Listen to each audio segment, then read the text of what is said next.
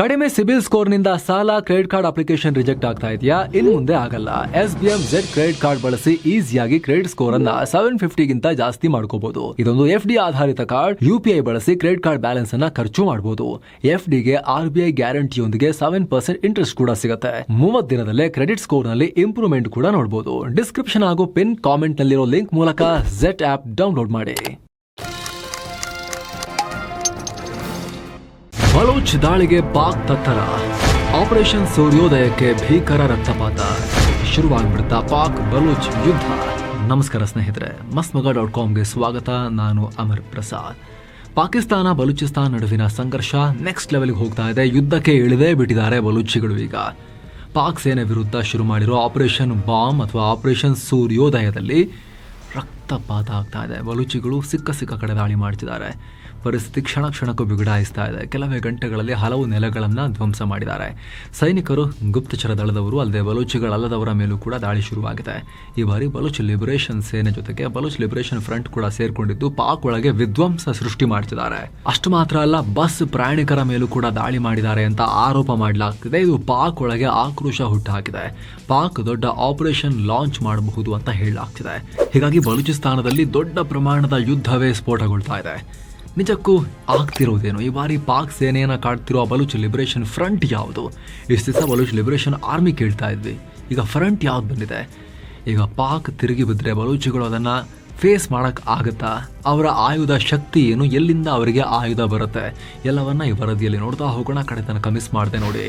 ಕೆಲವೇ ಗಂಟೆಯಲ್ಲಿ 70 ದಾಳಿ. ಸಿಕ್ಕ ಕಡೆ BLF ಸ್ಫೋಟ.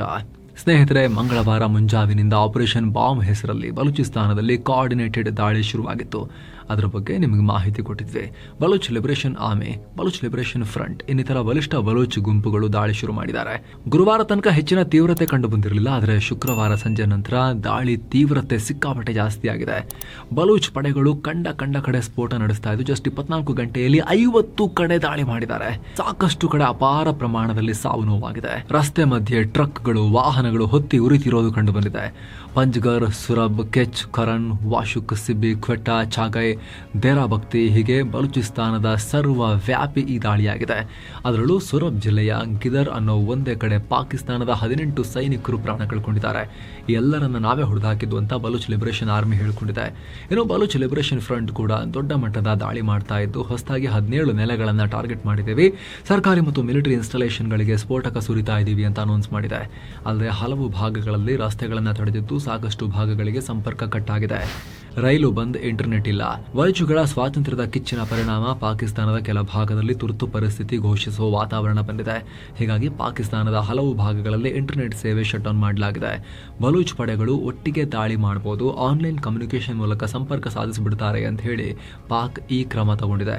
ಅಲ್ಲದೆ ಪಾಕ್ ಸೇನೆಗೆ ವಿಪರೀತ ಲಾಸ್ ಆಗ್ತಾ ಇದ್ದು ಅಲ್ಲಿಂದ ಹೆಚ್ಚಿನ ಮಾಹಿತಿವರೆಗೂ ಪಾಕಿಸ್ತಾನ ಬಿಡ್ತಾ ಇಲ್ಲ ಅಂತ ಇಂಟರ್ನ್ಯಾಷನಲ್ ಮೀಡಿಯಾಗಳೇ ರಿಪೋರ್ಟ್ ಮಾಡ್ತಿವೆ. ANI ರಿಪೋರ್ಟ್ ಪ್ರಕಾರ ಈಗ ಆಲ್ರೆಡಿ ಹಲವು ಭಾಗಗಳಲ್ಲಿ ರೈಲು ಸೇವೆ ಕೂಡ ಬಂದಾಗಿದೆ. ಕ್ರೂಷಿಯಲ್ ಹೆದ್ದಾರಿಗಳನ್ನು ಕ್ಲೋಸ್ ಮಾಡಲಾಗಿದೆ. ಮಿಲಿಟರಿ ನೆಲೆಗಳಲ್ಲಿ ಹೈ ಅಲರ್ಟ್ ಘೋಷಿಸಲಾಗಿದೆ. ಚೀನಾ ಮತ್ತು ಪಾಕಿಸ್ತಾನ ಜಂಟಿಯಾಗಿ ನಿರ್ಮಾಣ ಮಾಡಿರುವ ಸೆಪೆಕ್ ಅಥವಾ ಚೈನಾ ಪಾಕಿಸ್ತಾನ ಎಕನಾಮಿಕ್ ಕಾರಿಡಾರ್ ಮೇಲೂ ಕೂಡ ದಾಳಿಗಳಾಗ್ತಾ ಇದೆ. ಮಕುರನ್, ಅವರನ್ ಮತ್ತು ಖಸ್ದಾರ್ ಪ್ರದೇಶದಲ್ಲಿ BLF ಸರ್ಪ್ರೈಸ್ ದಾಳಿ ಮಾಡ್ತಾ ಇದ್ದು ಭಾರಿ ಪ್ರಮಾಣದಲ್ಲಿ ಲಾಸ್ ಉಂಟು ಮಾಡಲಾಗ್ತಾ ಇದೆ. ಸರ್ಕಾರಿ ಕಚೇರಿಗಳಿಗೆ ಅಂದರೆ ಪಾಕಿಸ್ತಾನಿ ಸರ್ಕಾರಿ ಕಚೇರಿಗಳಿಗೆ ಬೆಂಕಿ ಇಡ್ತಾ ಇದ್ದಾರೆ. ಹಲವಾರು ಕಡೆ ಸರ್ಕಾರಿ ಆಫೀಸಸನ್ನು ಸೀಸ್ ಮಾಡ್ತಾ ಇದ್ದಾರೆ. ಅನೇಕ ಪೊಲೀಸ್ ಸ್ಟೇಷನ್ಗಳಿಗೆ ನುಗ್ಗಿ ಬಂದೂಕುಗಳನ್ನು ಕಿತ್ತುಕೊಳ್ತಾ ಇದ್ದಾರೆ. ಸೇನಾ ಪೋಸ್ಟ್ಗಳಲ್ಲೂ ಮದ್ದುಗುಂಡು, ನೆಲ ಸ್ಫೋಟಕ ಇನ್ನಿತರ ಸ್ಫೋಟಕಗಳನ್ನು ಅವರು ಹೊತ್ಕೊಂಡು ಹೋಗ್ತಾ ಇದ್ದಾರೆ. ಬಲೂಚಿ ಪ್ರತ್ಯೇಕತಾವಾದಿ ಹೋರಾಟಗಾರರು, ಬಲೂಚ್ ಹೋರಾಟಗಾರರ ಮೀಡಿಯಾ ಕೂಡ ಇದು ದೊಡ್ಡ ಸ್ಟ್ರಾಟಜಿಕ್ ಶಿಫ್ಟ್, ಇನ್ಮೇಲೆ ಹಿಟ್ ಆ್ಯಂಡ್ ರನ್ ಇಲ್ಲ, ಇನ್ನೇನಿದ್ರು ಕೂಡ ಯುದ್ಧ ರಣಘೋಷ ಅಂತ ಕೂಗ್ತಾ ಇದ್ದಾರೆ. ಅದರಲ್ಲೂ ಈ ಬಾರಿ ಬಲೂಚ್ ಲಿಬರೇಷನ್ ಆರ್ಮಿ ಜೊತೆಗೆ ಬಲೂಚ್ ಲಿಬರೇಷನ್ ಫ್ರಂಟ್ ಕೂಡ ಸೇರ್ಕೊಂಡು ದಾಳಿಯನ್ನ ತೀವ್ರ ಮಾಡ್ತಿದೆ.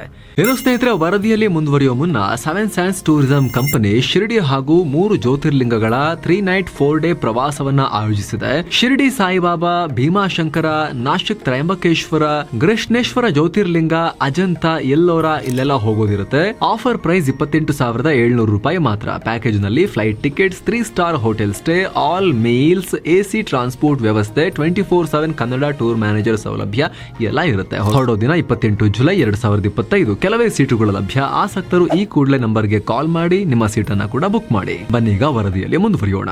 ನಿಮಗೆ ಬಲೂಚಿಸ್ತಾನ್ ಲಿಬರೇಷನ್ ಆರ್ಮಿ ಬಗ್ಗೆ ಸಾಕಷ್ಟು ಸಲ ಮಾಹಿತಿ ಕೊಟ್ಟಿದ್ವಿ. ಇದು ಬಲೂಚಿಸ್ತಾನ್ ಒಳಗೆ ಸಾವಿರಾರು ಬೆಂಬಲಿಗರನ್ನ ಕಟ್ಕೊಂಡು ಹೋರಾಟ ಮಾಡ್ತಿರೋ ಸಂಘಟನೆ. ಆದರೆ ಬಲೂಚ್ ಲಿಬರೇಷನ್ ಫ್ರಂಟ್ ಬಗ್ಗೆ ತುಂಬಾ ಕಮ್ಮಿ ಚರ್ಚೆಯಾಗಿದೆ. ಹಾಗೆ ನೋಡಿದ್ರೆ ಇದು ಕೂಡ ಅತ್ಯಂತ ಭಯಾನಕವಾಗಿರೋ ಪಡೆ. ಇದು ಅಫ್ಘಾನಿಸ್ತಾನದಿಂದ ಆಪರೇಟ್ ಆಗ್ತಿರೋ ಗುಂಪು. ಹೇಗಾದ್ರೂ ಮಾಡಿ ಪಾಕ್ನಿಂದ ಆಚೆ ಬರಬೇಕು ಅಂತ ಪ್ರಯತ್ನ ಪಡ್ತಾ ಇದೆ. ಈ ಸಂಘಟನೆ ಬಾಂಗ್ಲಾ ಹುಟ್ಟೋಕು ಮುಂಚೆ 1964ರಲ್ಲೇ ಸ್ಥಾಪನೆಯಾಗಿತ್ತು. ಸಿರಿಯಾದ ದಮಾಸ್ಕಸ್ನಲ್ಲಿ ಜುಮ್ಮಾ ಖಾನ್ ಮರ್ರಿ ಅನ್ನೋ ವ್ಯಕ್ತಿ ಇದನ್ನ ಹುಟ್ಟುಹಾಕಿದ್ದ. 1968ರಿಂದ 1973ರವರೆಗೆ ಇರಾನ್ನ ಸಿಸ್ತನ್ ಬಲೂಚಿಸ್ತಾನ್ ಅನ್ನೋ ಪ್ರದೇಶದಲ್ಲಿ ದಾಳಿ ಮಾಡ್ತಾ ಇತ್ತು. ಅಲ್ಲಿ ರಜಾ ಶಾ ಪಹಲವಿ ಇದ್ದಾಗ ಅಮೆರಿಕ ಸೇನೆ ಇವರನ್ನ ಬೆಳೆಯೋಕೆ ಬಿಟ್ಟಿರಲಿಲ್ಲ. ಆನಂತರ ಈ ಸಂಘಟನೆಯ ಬೇರುಗಳು ಪಾಕಿಸ್ತಾನದಲ್ಲಿ ಗಟ್ಟಿಯಾದವು. 1973ರಿಂದ 77ರ ನಡುವೆ ಪಾಕ್ನ ಬಲೂಚಿಸ್ತಾನ್ ಪ್ರಾಂತ್ಯದಲ್ಲಿ ಪಾಕ್ ಸರ್ಕಾರದ ವಿರುದ್ಧ ಕ್ಯಾಂಪೇನ್ ಶುರು ಮಾಡಿದ್ರು. ಆದರೆ ಜುಲ್ಫಿಕರ್ ಅಲಿ ಭುಟ್ಟೋ ಈ ಸಂಘಟನೆಯ ಶಕ್ತಿಯನ್ನ ಕಿತ್ಕೊಂಡ್ರು. ದೊಡ್ಡ ಪ್ರಮಾಣದ ದಾಳಿ ಮಾಡಿ ಇವ್ರನ್ನ ನಾಶ ಮಾಡೋ ಪ್ರಯತ್ನ ಮಾಡಿದ್ರು. ಸ್ವಲ್ಪ ಕಾಲ ಇವರು ತಲೆ ಎತ್ತಿರಲಿಲ್ಲ ಆಗ. ಆದರೆ 2004ರಲ್ಲಿ ಅಲ್ಲಾ ನಜರ್ ಬಲೂಚ್ ಅನ್ನೋ ವ್ಯಕ್ತಿ ಈ ಸಂಘಟನೆಯ ನೇತೃತ್ವವನ್ನು ವಹಿಸಿಕೊಂಡು ಅಲ್ಲಿಂದ ಇಲ್ಲಿ ತನಕ ಅತ್ಯಂತ ಭೀಕರವಾಗಿ ಪಾಕ್ ಸೇನೆ ಮೇಲೆ ದಾಳಿ ಮಾಡ್ತಾ ಸ್ಟ್ರಾಂಗ್ ಆಗ್ತಾ ಇದೆ. ISI ನೆಟ್ವರ್ಕ್ ಸರ್ಕಾರಿ ಅಧಿಕಾರಿಗಳು ಮತ್ತು ಮಿಲಿಟರಿ ಸಿಬ್ಬಂದಿಯನ್ನು ಟಾರ್ಗೆಟ್ ಮಾಡಿ ಹುಡುಕಿ ಹೊಡಿತಿದ್ದಾರೆ. 2016ರಲ್ಲಿ ಈ ಸಂಘಟನೆಯ ನಾಯಕ ಅಲ್ಲಾ ನಜರ್, ನಾವು ಭಾರತದಿಂದ ಆರ್ಥಿಕ ಮತ್ತು ಇತರ ಸಹಾಯವನ್ನ ಕೊಡಿ ಅಂತ ಕೇಳ್ಕೊಳ್ತಾ ಇದ್ದೀವಿ ಅಂತ ಹೇಳಿದ. ಪಾಕ್ ಚೀನಾ ಎಕನಾಮಿಕ್ ಕಾರಿಡಾರ್ನ ಗುರಿಯಾಗಿಸಿ ದಾಳಿ ಮಾಡೋದನ್ನ ಕಂಟಿನ್ಯೂ ಮಾಡ್ತೀವಿ ಅಂತ ಪ್ರತಿಜ್ಞೆ ಕೂಡ ಮಾಡಿದ್ದ. ಮಾರ್ಕ್ಸ್ವಾದ, ಲೆನಿನಿಸಂ ಹಾಗೆ ಬಲೂಚ್ ನ್ಯಾಷನಲಿಸಂ ಸಿದ್ಧಾಂತ ಹೊಂದಿರೋ ಈ ಪಡೆ, ನಾವು ಸೆಕ್ಯುಲರ್ ಆಗಿದ್ದೀವಿ, ನಾವು ಎಲ್ಲ ಧರ್ಮದವರನ್ನ ಗೌರವಿಸ್ತೀವಿ, ಆದರೆ ಬಲೂಚಿಗಳ ತಂಟೆಗೆ ಬಂದ್ರೆ ನಾವು ಯಾರನ್ನೂ ಬಿಡಲ್ಲ ಅಂತ ಇವರು ಹೇಳಿಕೆ ಕೊಡ್ತಾರೆ. ಪಾಕ್ನ ಪಂಜಾಬ್ ಮೈಂಡ್ಸೆಟ್ ಮತ್ತು ಚೀನಾ ವಿರುದ್ಧ ಇವರು ಸಿಕ್ಕಾಪಟ್ಟೆ ಆಕ್ರೋಶವನ್ನ ಹೊಂದಿದ್ದಾರೆ. ಇಲ್ಲಿವರೆಗೂ ಅನೇಕ ದಾಳಿಗಳನ್ನ ಮಾಡಿದ್ದು, ಇವ್ರ ಮೇಲೆ ಮಾನವ ಹಕ್ಕುಗಳನ್ನ ಉಲ್ಲಂಘನೆ ಮಾಡಿದ ಆರೋಪ ಕೂಡ ಇದೆ. ಸೇನೆ, ಪಂಜಾಬ್ ಮೂಲದ ಕಾರ್ಮಿಕರು ಯಾರನ್ನ ಕೂಡ ಇವರು ಬಿಡೋದಿಲ್ಲ ಅಂತ. 2024ರ ಮಾರ್ಚ್ 24ನೇ ತಾರೀಕು ಪಾಕ್ನ ಗ್ವಾದರ್ ಪೋರ್ಟ್ ಮೇಲೆ ದಾಳಿ ಆಯ್ತಲ್ಲ, ಅದರಲ್ಲಿ ಇದೇ ಬಲೂಚ್ ಫ್ರಂಟ್ನ ಹೋರಾಟಗಾರರಿದ್ರು. ಅದೇ ವರ್ಷ ಆಗಸ್ಟ್ 26 ಮತ್ತು 27ನೇ ತಾರೀಕು ಬಲೂಚ್ ಲಿಬರೇಷನ್ ಆರ್ಮಿ ಆಪರೇಷನ್ ಹರೋಪ್ ಹೆಸರಿನ ಕಾರ್ಯಾಚರಣೆ ಶುರು ಮಾಡಿತ್ತು. ಈ ವೇಳೆ ಕನಿಷ್ಠ 74 ಮಂದಿ ಪ್ರಾಣ ಕಳ್ಕೊಂಡಿದ್ರು. ಅಲ್ಲಿ ಅಕ್ಟೋಬರ್, ನವೆಂಬರ್ನಲ್ಲಿ ಸಾಲು ದಾಳಿ ಮಾಡಿದ್ರು. ಇವರ ಸಂಖ್ಯೆ ಎಷ್ಟಿದೆ ಅನ್ನೋದ್ರ ಬಗ್ಗೆ ನಿಖರ ಮಾಹಿತಿ ಇಲ್ಲ, ಆದರೆ ನೂರಾರು ಸಂಖ್ಯೆಯಲ್ಲಿದ್ದಾರೆ ಅಂತ ಇಂಟೆಲಿಜೆನ್ಸ್ ರಿಪೋರ್ಟ್ಸ್ ಹೇಳ್ತವೆ. ಚೀನಾ, ಪಾಕಿಸ್ತಾನ್, ಇರಾನ್ ರಾಷ್ಟ್ರಗಳು ಇವ್ರನ್ನ ಉಗ್ರರ ಪಟ್ಟಿಗೆ ಸೇರಿಸಿವೆ. ಈಗ ಇದೇ ಸಂಘಟನೆ ಬಲೂಚ್ ಲಿಬರೇಷನ್ ಆರ್ಮಿಯೊಂದಿಗೆ ಸೇರ್ಕೊಂಡು ಆರ್ಭಟಿಸ್ತಾ ಇದೆ. ಹಾಗಿದ್ರೆ ಪಾಕಿಸ್ತಾನ ದೊಡ್ಡ ಆಪರೇಷನ್ ಶುರು ಮಾಡುತ್ತಾ? ಇಂಥ ಒಂದು ಕುತೂಹಲ ಮತ್ತು ಚರ್ಚೆ ಅಂತಾರಾಷ್ಟ್ರೀಯ ಮಟ್ಟದಲ್ಲಿ ನಡೀತಾ ಇದೆ. ಯಾಕಂದ್ರೆ ಬಲೂಚಿಗಳ ಹೋರಾಟದ ಮಧ್ಯೆ ಶುಕ್ರವಾರ ಇದೇ ಬಲೂಚ್ ಒಳಗೆ ಒಂದು ಉಗ್ರ ದಾಳಿಯಾಗಿತ್ತು. ಅದರಲ್ಲಿ 9 ಪಾಕಿಸ್ತಾನದ ನಾಗರಿಕರು ಪ್ರಾಣ ಕಳ್ಕೊಂಡಿದ್ರು. ಬಲೂಚ್ ರಾಜಧಾನಿ ಕ್ವೆಟಾದಿಂದ ಪಂಜಾಬ್ ಕಡೆಗೆ ಬಸ್ ಹೊರಟಿದ್ದಾಗ ಅವರ ID ಚೆಕ್ ಮಾಡಿ ಪಾಕಿಸ್ತಾನದ ಪಂಜಾಬ್ ಪ್ರಾಂತ್ಯದವರು ಅಂತ ಗುರುತಿಸಿ ಹತ್ಯೆ ಮಾಡಲಾಗಿತ್ತು. ನಿಜಕ್ಕೂ ಯಾರು ಮಾಡಿಸಿದ್ದಾರೆ ಗೊತ್ತಿಲ್ಲ. ಪಾಕಿಸ್ತಾನದ ಉಗ್ರ ಸೇನೆ ಮಾಡಿಸಿದ್ಯಾ, ಅಂದ್ರೆ ಮುನೀರ್ ಅಂಡ್ ಗ್ಯಾಂಗೆ ಮಾಡಿ ಬಲೂಚಿನವ್ರ ಮೇಲೆ ಹಾಕಕ್ಕೆ ಪ್ರಯತ್ನ ಪಡ್ತಾ ಇದ್ದಾರೆ, ಸ್ಪಷ್ಟ ಇಲ್ಲ. ಆದ್ರೆ ಈ ದಾಳಿ ಪಾಕ್ನಾದ್ಯಂತ ತೀವ್ರ ಕೋಲಾಹಲಕ್ಕೆ ಕಾರಣ ಆಗಿದೆ. ಮುನೀರನ ಮೇಲೆ ಮತ್ತಷ್ಟು ಒತ್ತಡ ಸೃಷ್ಟಿಯಾಗ್ತಿದೆ. ಪಾಕಿಸ್ತಾನ ಇದಕ್ಕೆ ಪ್ರತೀಕಾರ ಹೇಳಲೇಬೇಕು ಅಂತ ಅಲ್ಲಿನ ಪಬ್ಲಿಕ್ ಕೇಳ್ತಾ ಇದ್ದಾರೆ. ಹೀಗಾಗಿ ಮುನೀರ್ ಅಂಡ್ ಗ್ಯಾಂಗ್ ಈ ಸಲ ಏನ್ ಮಾಡುತ್ತೆ ಅನ್ನೋ ಪ್ರಶ್ನೆ ಇದೆ. ದೊಡ್ಡ ಆಪರೇಷನ್ ಶುರು ಮಾಡಿದ್ರೆ ಬಲೂಚಿಸ್ತಾನ ಇನ್ನಷ್ಟು ಕೆರಳೋದ್ರಲ್ಲಿ ಯಾವುದೇ ಅನುಮಾನ ಇಲ್ಲ. ಬಲೂಚಿಸ್ತಾನ್ನಲ್ಲಿ ಕನಿಷ್ಠ 5ರಿಂದ 6 ಸ್ವಾತಂತ್ರ್ಯ ಕೇಳೋ ಪಡೆಗಳಿದಾವೆ, ಸಂಘಟನೆಗಳಿದಾವೆ. ಈಗ ಆಲ್ರೆಡಿ ಯುದ್ಧ ಮಾಡ್ತೀವಿ ಅಂತ ಘೋಷಣೆ ಕೂಡ ಮಾಡಿದ್ದಾರೆ. ಸೊ ಪಾಕಿಸ್ತಾನ ಆಪರೇಷನ್ ಅಂತ ಏನಾದರೂ ಸೇನೆ ತಗೊಂಡು ಬಲೂಚಿಸ್ತಾನಕ್ಕೆ ನುಗ್ಗಿದ್ರೆ ಕೈ ಕಟ್ಟಿ ಕೂರಲ್ಲ ಅವರು ಈ ಸಲ. ಅವರ ಬತ್ತಳಿಕೆಯಲ್ಲೂ ಘಾತಕ ಶಸ್ತ್ರಾಸ್ತ್ರಗಳಿವೆ. ಈ ಸಂಘಟನೆಗಳು ಇರಾನ್ ಮತ್ತು ಅಫ್ಘಾನಿಸ್ತಾನ ಮೂಲಕ ಆಯುಧಗಳನ್ನು ಕಳ್ಳ ಸಾಗಾಣಿಕೆ ಮಾಡಿಸ್ಕೊಳ್ತಾರೆ. ಅಫ್ಘಾನಿಸ್ತಾನದಲ್ಲಿ ಅಮೆರಿಕ ದೊಡ್ಡ ಪ್ರಮಾಣದಲ್ಲಿ ತನ್ನ ಆಯುಧಗಳನ್ನು ಬಿಟ್ಟು ಹೋಗಿದೆ. ಇವು ಈಗ ಆಲ್ರೆಡಿ ಬಲೂಚಿಗಳ ಕೈಗೂ ಕೂಡ ಸೇರ್ತಾ ಇದಾವೆ. ತಾಲಿಬಾನಿಗಳು ದುಡ್ಡು ಯಾರು ಕೊಡ್ತಾರೆ, ಅವ್ರಿಗೆ ಕೊಡ್ತಾರೆ. ಬಲೂಚಿಗಳಿಗೆ ದುಡ್ಡು ತಲುಪಿಸಿದ್ರೆ ಸಾಕು, ಶಸ್ತ್ರಾಸ್ತ್ರ ಖರೀದಿ ಮಾಡೋದು ಅವ್ರಿಗೆ ಗೊತ್ತು. ಇದರ ಜೊತೆಗೆ ಬಂಡುಕೋರರು ಬ್ಲ್ಯಾಕ್ ಮಾರ್ಕೆಟ್ ಮತ್ತು ಬುಡಕಟ್ಟು ಜನರ ನೆಟ್ವರ್ಕ್ ಸಹಾಯದಿಂದ ಆಯುಧಗಳನ್ನು ಪ್ರೊಕ್ಯೂರ್ ಮಾಡ್ಕೊಳ್ತಿದ್ದಾರೆ. ಏನೋ ಪಾಕ್ ಸೇನೆ ದಾಳಿ ಮಾಡಿದಾಗ ಅವರ ಬಳಿ ಇರೋ ಆಯುಧಗಳನ್ನೆಲ್ಲ ದೋಚ್ಕೊಂಡು ಹೋಗ್ತಾ ಇದ್ದಾರೆ ಇವರು. ಪಾಕಿಸ್ತಾನ ಸೇನೆ ಅವರನ್ನ ಹೊಡೆಯೋದು, ಅವರ ಆಯುಧಗಳನ್ನು ಹೊತ್ಕೊಂಡು ಓಡೋದು, ಅದನ್ನು ಮಾಡ್ತಿದ್ದಾರೆ. ಕೆಲವೊಂದು ಸಣ್ಣ ಪುಟ್ಟ ಆಯುಧಗಳನ್ನು ಅವರೇ ಸ್ಥಳೀಯವಾಗಿ ನಿರ್ಮಾಣ ಮಾಡ್ಕೊಳ್ಳೋಕ್ಕೂ ಕಲ್ತ್ಕೊಂಡ್ಬಿಟ್ಟಿದ್ದಾರೆ. ಇನ್ನೊಂದಿಷ್ಟನ್ನ ಗ್ವಾದರ್ ಮತ್ತು ಮಾರ್ಕಾನ್ ಕರಾವಳಿ ಮೂಲಕ ಸ್ಮಗ್ಲಿಂಗ್ ನಡೆಸಲಾಗ್ತಾ ಇದೆ. ಪಾಕಿಸ್ತಾನದ ಪುಕ್ಕಲ ನೌಕಾಪಡೆ ಇವರನ್ನ ಕಾಯುವಷ್ಟು ಶಕ್ತವಾಗಿಲ್ಲ. ಎಲ್ಲಕ್ಕಿಂತ ಮುಖ್ಯವಾಗಿ ಇವರೊಟ್ಟಿಗೆ TTPಗಳು ಕೂಡ ಸೇರ್ಕೊಂಡಿದ್ದಾರೆ. ಪಾಕಿಸ್ತಾನ ತಾಲಿಬಾನ್ ಘಟಕದವರು ಎಲ್ಲ ರೀತಿಯ ಸಹಾಯ ಅವರು ಕೂಡ ಮಾಡ್ತಿದ್ದಾರೆ. ಸೊ ಇಲ್ಲಿ ಎಂಗೇಜ್ ಆದರೆ ಖೈಬರ್ ಪಖ್ತೂನ್ಖ್ವಾದಲ್ಲಿ ಇನ್ನಷ್ಟು ದಾಳಿ ಆಗುತ್ತೆ.